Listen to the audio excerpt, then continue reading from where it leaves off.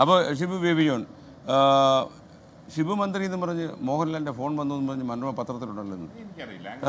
അങ്ങനെയൊന്നുമില്ല. വിളിച്ചിരുന്നോ? അതേ വിളിച്ചിരുന്നോ? എല്ലാ ദിവസവും നിങ്ങൾ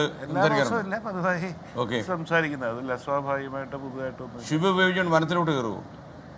കയറിയല്ലോ, കയറി. വനമാണ് പ്രശ്നം.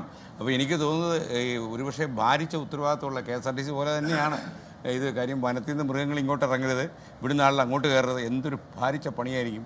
ഒരുപാട് താങ്കൾ ആഗ്രഹിച്ചാണോ വനവകുപ്പ്? അല്ലല്ല, ഇന്നലെ രാത്രിയാണല്ലോ ഇതിലേക്ക് തീരുമാനിച്ചത്. പിന്നെ പല വകുപ്പുകളെ കുറിച്ച് നോക്കിയപ്പോൾ ഞങ്ങൾ ആഗ്രഹിച്ചിരുന്ന വകുപ്പ് കിട്ടിയില്ലെങ്കിൽ പിന്നെ ഞാൻ പാഷനറ്റായിട്ടൊരു ചലഞ്ചായിട്ട് കണ്ടത് വനം വകുപ്പാണ്. ഓക്കെ. മറ്റു പലതും ഡിസ്കസ് ചെയ്യും. ഒരു ചലഞ്ചിങ് എന്ന് പറയുമ്പോൾ എൻ്റെ ഈ ജീവിതത്തിൻ്റെ ഒരുപാട് ചലഞ്ചസ്, പുറത്തിനെ കുറിച്ച് ഇമേജ് എന്ത് വന്നതില്ല, ഒരുപാട് പ്രതിസന്ധിയിലും ചലഞ്ചസിൽ കൂടെ പോയതാണ്. അത് ചലഞ്ചസ് എനിക്ക് ഇഷ്ടം തന്നെയാണ്.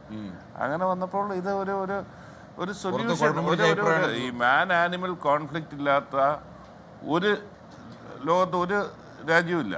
എവിടെയൊക്കെ മൃഗങ്ങളുണ്ടോ മാൻ ആനിമൽ കോൺഫ്ലിക്റ്റ് ഉണ്ടോ അവിടെ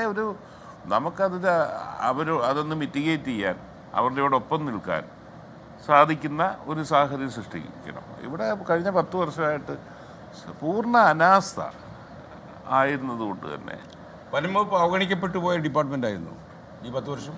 ഞാനിപ്പോൾ ഈ സന്ദർഭത്തിൽ രാഷ്ട്രീയം പറയുന്നില്ല. നിങ്ങൾ പരിശോധിച്ച് നോക്കുക. ജനങ്ങളെ സംബന്ധിച്ചിടത്തോളം അവർക്ക് അവരുടെ രക്ഷയ്ക്കാരും ഇല്ല എന്നൊരു തോന്നലാണ്, പ്രത്യേകിച്ച് കർഷകർ, മലയോര കർഷകരെ സംബന്ധിച്ചിടത്തോളം, സാധാരണക്കാരെ സംബന്ധിച്ചിടത്തോളം ഉള്ളത്.